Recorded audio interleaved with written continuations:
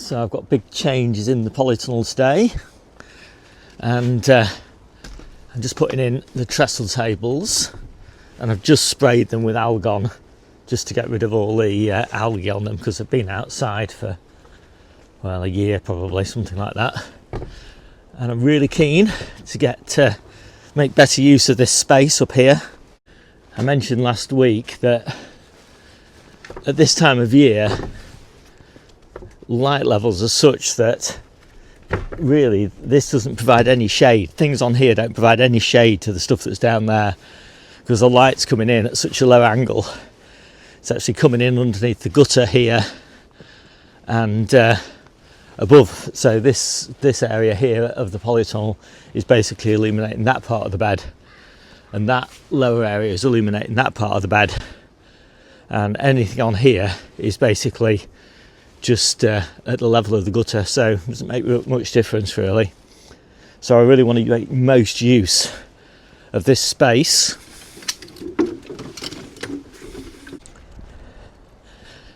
So I'm bringing a lot of my trays of lettuce, Asian greens, baby beet leaves, all that sort of thing to the allotment. They've grown under grow lights in the greenhouse and in the house for about a month, and now, even though light levels are quite low, the 10-day trend shows quite a lot of nice sunny weather. So I think it's definitely worth bringing them here to take advantage of all this natural light that we're going to enjoy. Even though day length is quite short, I think they're going to be fine. And obviously it'll save me some money on grow lights at home and open up a lot of space at home as well, which I need. I'll talk about that in a minute. So let's get on and bring some more trays in. Right, let me just quickly take you through what we've got here, in case you're impatient to move on to another video, and then I'll go through the why part of it, which I find more interesting, but not everybody does. So we've got beetroot leaves for salads, next batch of lettuces, next batch of Asian greens, mature Asian greens for the salad mixes, spinach for the salad mixes, lettuce for the salad mixes, and 5 tubs which are going to have some of those lettuces planted in them, and then they're going to move back to the greenhouse back at home.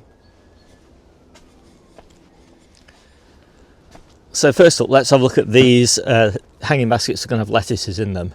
I've just filled them up right now with frozen compost, homemade compost, and it's quite a useful thing to do at this time of year, because I want to see how weedy that compost is. If it's really weedy, I'll tend to use it in something like containers for potatoes, and if it's not very weedy at all, then I'll use it as a mulching compost. So that's pretty useful. Second thing is that I've got some space opening up in the in the greenhouse, because I'm moving my super early strawberries out of the greenhouse on top of my wardrobe under grow lights, and that's going to break dormancy really quickly. So it tends to take about 3 weeks to break dormancy, and by that time we'll have nice little buds forming, flower buds, and they'll be ready to go back into the greenhouse. But that means I've got sort of 3 weeks of time in the greenhouse where it's nice and warm, or relatively warm, and reasonably sunny, for those lettuces to get really nicely established, and then I'll move them back here onto the allotment when I've got no more space in the greenhouse. So that's the second reason. And the third reason is I just like lettuce, and I want to see how quickly I can get it growing. So then I've got all these trays. So one of the reasons that I take all my trays that I've got under grow lights in the house and move them either into the greenhouse or into the polytunnel at this time of year is because I just want to sort of create a fire break, so that any fungus gnats that are in this compost, and there's a few, don't get like really well established, and then I've got fungus gnats basically for like the rest of spring. So I take pretty much everything that's growing in the conservatory right now, well, in fact everything that's growing, out, take it all out for about 3 weeks, get everything a good clean and a good vacuum, and then start moving new seedlings back in there, and hopefully they will then be free of fungus gnats. And I do that for each of my growing environments so far as I can, to kind of create an indoor fire break so that fungus gnats don't perpetuate all the way through spring. So I mentioned my super early strawberries, which I'm about to break dormancy on. Those are the ones that will be harvesting or start harvesting in April. They'll carry on for months after that. But they do tend to come in flushes, so they kind of get a really nice flush in April and early May. Then these strawberries are ready in May and early June. Then the outdoor ones are ready in June and early July. And then the ever-bearing ones further out on the plot are ready after that. So I get a really nice long strawberry season, and then obviously because the ever-bearing ones come in flushes, I'll keep on getting flushes of those all the way through. Hopefully, I think this year we got them through almost until November, so that's pretty good for strawberries. So there's a lot going on in this video, so I thought I'd just interrupt myself to tell you about my newsletter. So you can find it at steverichards.substack.com. There's a link down below in the description. The beauty of this newsletter is it basically takes you nice and slowly through what I'm doing week by week. And so it says, you know, what am I sowing, what am I pricking out, what am I planting, what am I harvesting, what pests am I experiencing, what diseases am I experiencing, what to do about those pests and diseases, etc., etc. And lots more, you know, loads of sort of, you know, introductions to chapters in my book, which you can read free as well, and there's a link to that down in the description below. And also, you know, lots of information about the database that I've built, the gardening database that I've built, and lots of sort of links to information in that database. So there's lots going on in the newsletter. It just makes all of this a lot more manageable. There's a lot of moving parts in gardening, and it can get a little bit overwhelming, I find. And that's why I built the book and the database and all that sort of thing, just to help people to really just see it as a lot more manageable proposition by looking at it from a week by week perspective. So do subscribe to my weekly newsletter, again, steverichards.substack.com. Let's get back to the video. So right now is not a great time for main crop sowings. I like to start my main crop sowings about the middle of February. So I've got about a month in the conservatory when I can sort of play around with some more experimental things. And one of the things I like to play around with is early potatoes. So I'll start those early potatoes in a small pot, maybe one like that, 11 centimetre pot. And some of them I might do in a bigger pot than that. I mean, it doesn't really matter, but that's the sort of smallest that you can get away with. And if you don't have a lot of these pots, then a yogurt pot or something like that works okay. Just start them nice and early, and you really want to grow them on until they're about this sort of size.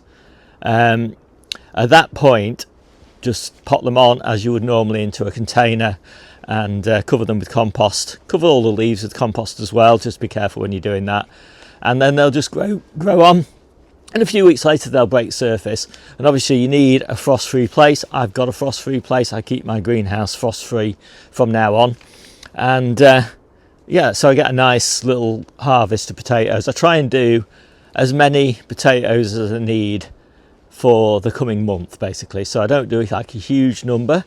I'm going to do Swift for my super earlies.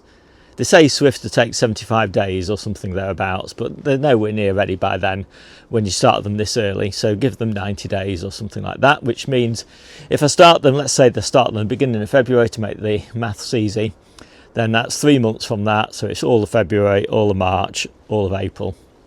So basically they're going to be ready just at the end of April, which is just when I run out of my potatoes in containers. So I start them in these little containers and keep them in the house. And I have been chitting them for the last 3 weeks, and they're looking pretty good now. They've got starting to get little tiny chits on them, or little tiny sprouts sort of starting to form, which means that once I put them in here, they will actually start growing rather than sitting there for 2 or 3 weeks while they break dormancy. My first batch of salad onions, and they're coming on quite nicely now. They're about this sort of size, maybe sort of 5 or 6 inches tall, and they're going to get interplanted into these lettuces. And so they'll be sort of ready about the same time as the lettuces are finishing. So we'll be harvesting those about May time. And that's one of the reasons why I like to do my salad onions, first batch of salad onions, a little bit earlier than perhaps other people do, so that the timing works, so I don't get them stranded, basically too small in a bed when I've harvested all the lettuces and all I've got left is a few straggly salad onions. So I really like the timings to work, so that as the lettuces finish, also the salad onions finish, and then the bed gets replanted. And I've also got some little cabbages, spring cabbages, which I'll be planting out in about 4 weeks time, and some little calabrese that I'll be planting out in about 4 weeks time as well. They might, I'm not 100% sure yet, go in this bed down here where the Asian greens are. They probably will, because that'll be about the right timing for those Asian greens to finish. And then those calabrese will be finishing towards the sort of middle of May, something like that, towards the end of May maybe, depending on how things go. And that's the time at which I'll be replanting this bed and putting melons and things like that in. So again, it's all about getting, for me, it's, or at least it's all about getting the timings to work nicely. And then I've got some spring cabbages, and they'll be going outside in one of my low tunnels, but they're not ready yet because they've still got lettuces in them. So as soon as those winter lettuces finish, in goes those little cabbages, and I'll have some little baby savoys as well to go in. And that'll keep me in cabbages to the end of spring and into early summer, by which time we should have red cabbages. So again, lots of little timing things going on. So I think with that I'll wind up. My name's Steve, this is the Seaside Kitchen Garden Allotment channel, and I'll see you soon.